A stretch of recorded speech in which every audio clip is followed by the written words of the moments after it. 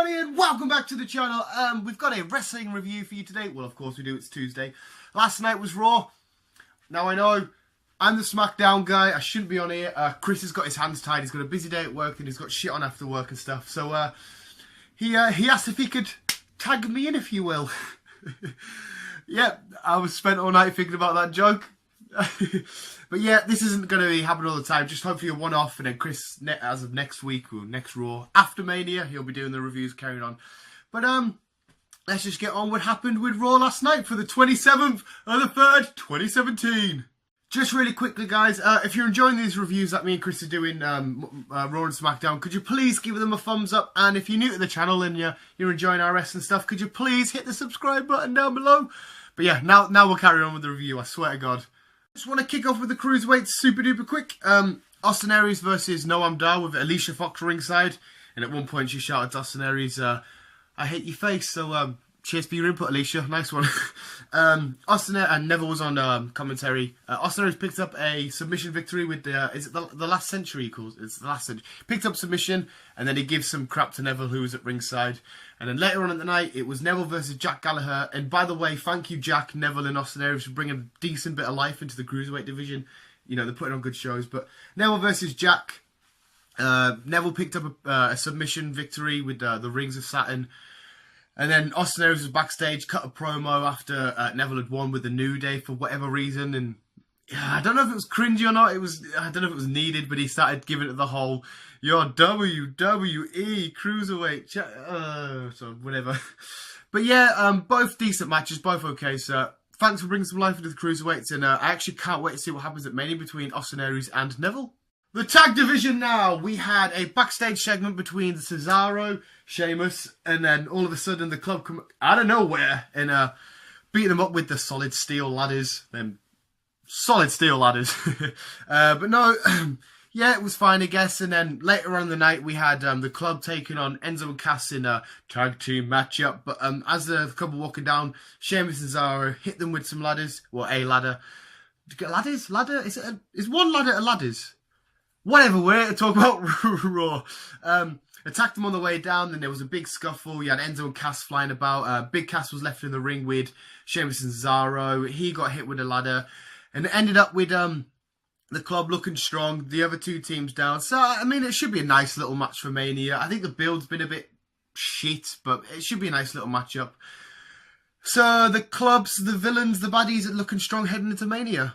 Seth Rollins and Triple H now. We had a really, really awesome, well put together promo package of the years of Seth Rollins and Triple H. Back down in NXT when Seth Rollins won the NXT title. You know, Triple H still got long hair and stuff. And then it showed you all the way up to Seth Rollins invading NXT TakeOver at the Royal Rumble weekend.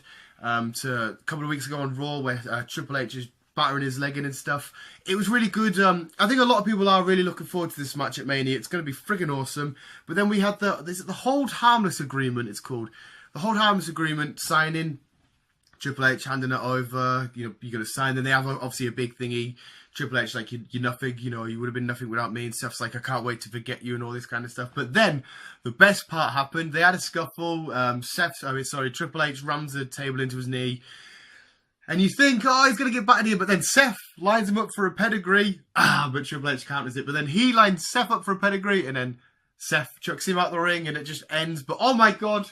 It's going to be the battle of the pedigree at Mania. Who's going to get the first pedigree? And there's got to be at least 3. One from each, and then the winning one. I don't know. Or maybe there's just going to be the one. Whoever gets the one in wins. It's going to be fucking awesome. But a great little segment between them two. Seth Rollins definitely a fully established babyface now. Women's division now. We had Charlotte, Sasha Banks, the champion Bayley, and Nia Jax all in the ring, doing a promo type stuff, you know, giving it the whole, well, I've beaten, you know, Bayley, I deserve to be in this match, I'm better than you, blah, blah, blah. You know, Charlotte trying to obviously twist Sasha's words, trying to make it look like she hates Bayley and stuff, but all that kind of stuff. But then we get an announcement, you know, it's going to be a tag team match, Bayley and Sasha Banks taking on Charlotte and Nia Jax. It was a good little match. There was some nice spots. There was a spot where Bayley has a leg on the middle rope and Charlotte comes down and rams it. Nia Jax getting her head rammed into the pole and, the ring post and stuff. It was a fine little match. Bayley and Sasha pick up the win.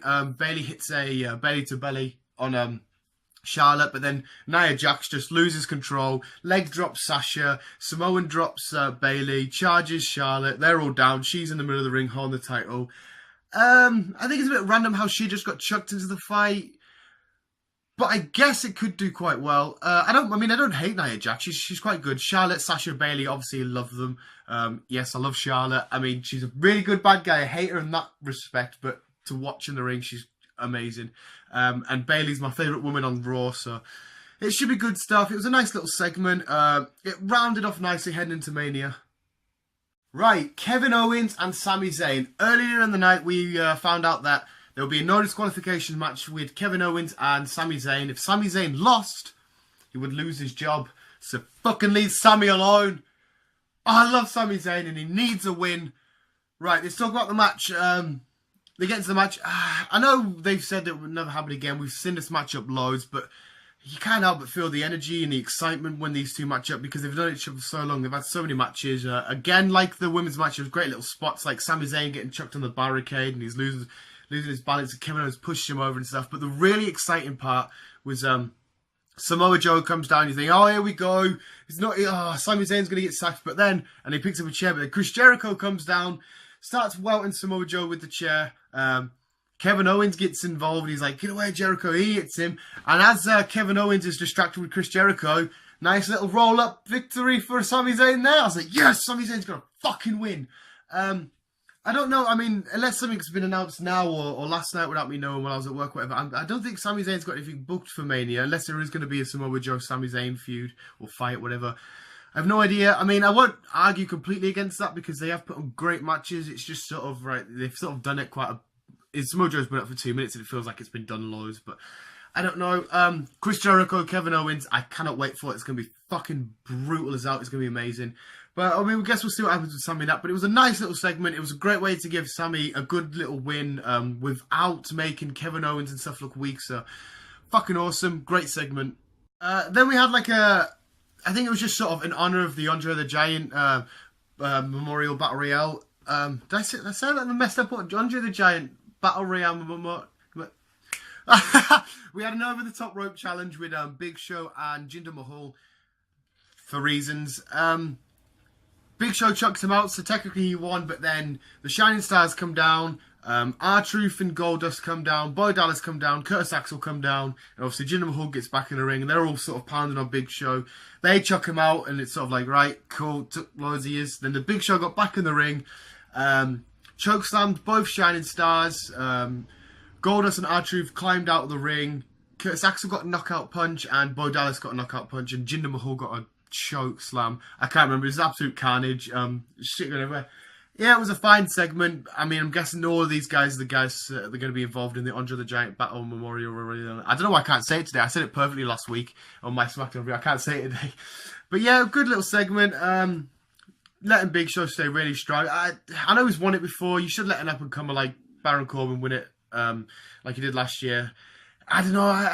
If this is going to be his last Mania, I think he needs a win, but we'll talk about that in the predictions. But yeah, fine little segment. You guys probably can't hear it. My tummy's rumbled loads through this video.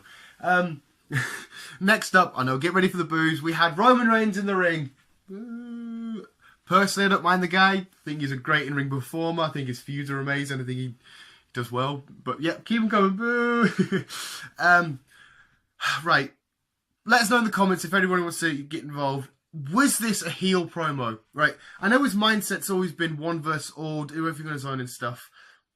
But he was giving it the whole, I don't care about Goldberg or Lesnar or John Cena or Taker or anything. This is my yard. All this, you know, this is arena. This is mine and stuff. And I was again, I know you're the big dog. This is your yard. But the way he was coming across and the way he was sounding was very heelish, which I know a lot of guys, like a lot of you wrestling fans out there want. I mean, I wouldn't mind it. Either way, I'm good with. He's not one of my top guys, but I don't mind him.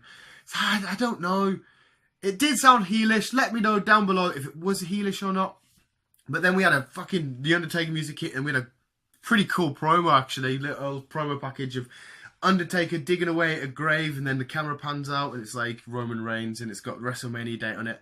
And he's like, this will be your grave. I've got, he even says, one verse all, I've got a corner just for you, for your soul in hell. And he's like, the Roman Empire will fall and stuff. Then goes to black and he's in the ring and he does like a thingy where he stands there. And the lights go out and it ends. But no, it was great. Apparently he was in a really bad way last week. Walking out the arena and stuff, he said he was in a bad shape. Every year when fans talk about it, is this Taker's last year? Is this Taker's last year? I hope not. No disrespect to Roman, I'm sorry. No disrespect to Roman fans. He shouldn't have his last match against Roman Reigns. It should be against, I know, biased. It should be against Cena. One where it doesn't matter who wins. Undertaker versus Cena, it doesn't matter who wins. They should end it on that.